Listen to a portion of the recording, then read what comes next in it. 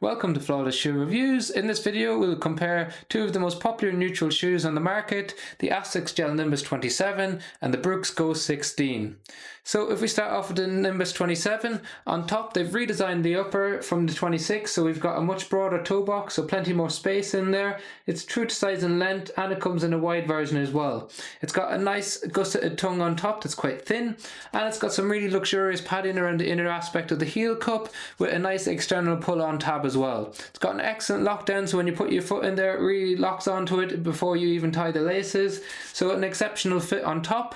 Then in the Go 16, we've got a relatively broad forefoot, probably not as wide as what we get in the Nimbus, but it comes in an extra wide version as well. It's definitely a true to size and length, always an excellent fit in the Brooks. It's got a padded tongue that's not gusseted, so it's not stitched in, but it still has a good lockdown, and it's still got some nice padding around the heel counter, but probably not as much of a luxurious fit as what we get in the Nimbus.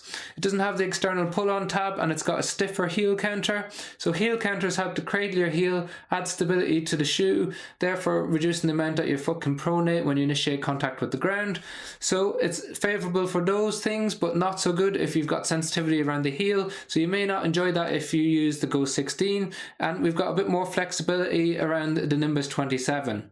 As we move down the shoe, we've got completely different features. So we've got DNA Loft V3 midsole in the Go 16. Now it's a lot more balanced than what we got in the previous model, which was quite firm. So with this one you sink into it a little bit, but it's quite responsive. It helps push you back out again, so you get a nice feel to it. In contrast to that, we've got very much a max stack shoe in the Nimbus 27. So we've got the FF Blast Plus Eco midsole, which is a lot softer, so you sink into it a little bit more. So when you're walking around, really comfortable, feels like you're walking on a cloud. However, when you run, it does transition nicely, so it's a bit more responsive than we got in the previous model, so there's a bit more kick to it.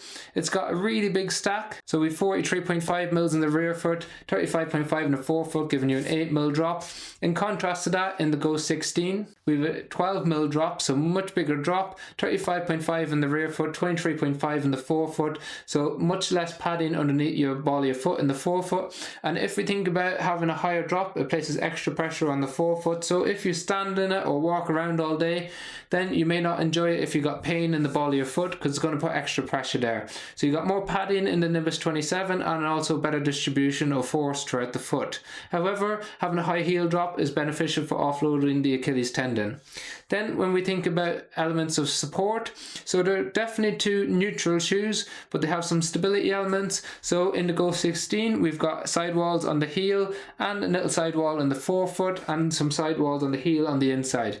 They come up from the midsole, cradle your foot, help to keep it centered in the shoe. They're coupled up with a ball base of support and some sole flare in the forefoot, again just keeping you centered throughout the gait cycle, so we classify this very much as a stable neutral shoe. So it's a neutral shoe but with some stability elements. Whereas in the Nimbus 27 we've got much bigger sidewalls on the inside and the outside of the shoe. That helps to compensate for the fact that we've got much higher stacks, so much more cushioning on the shoe, and more cushioning. If it's soft, it makes the shoe a little bit unstable, so they add stability elements like sidewalls to help counteract this. It's got really big sole flare and broad base support in the forefoot, again just adding them elements of stability and keeping you centered in the shoe. So we've got two shoes that are stable neutral. One's more of a max stack in the Gel-Nimbus, excellent for walking all day, standing all day. You can use it for long runs, easy runs, but it also has a bit of a kick to it, so you can use it from some early stage up-tempo work. Then in the Go 16 we have one of the most classic stable neutral shoes on the market. Excellent 12 mil drop, it's got balanced cushioning underneath, it's a great lifestyle shoe for wearing all day and for walking all day. It also can be used for your more daily runs, so easy runs, recovery runs, those longer runs, so it kind of covers everything. Not as good for faster work, so it doesn't have that responsiveness that you might get in other Brooks shoes. So hopefully I've helped answer your questions on the difference between the two shoes. However, if you have any questions on them, drop them in the comment section below. I've got links to the shoes in the description. If you decide to pick up the shoes, using the link helps fund the channel without affecting the price that you pay. Otherwise, thanks for tuning in, liking, sharing, subscribing, always appreciated.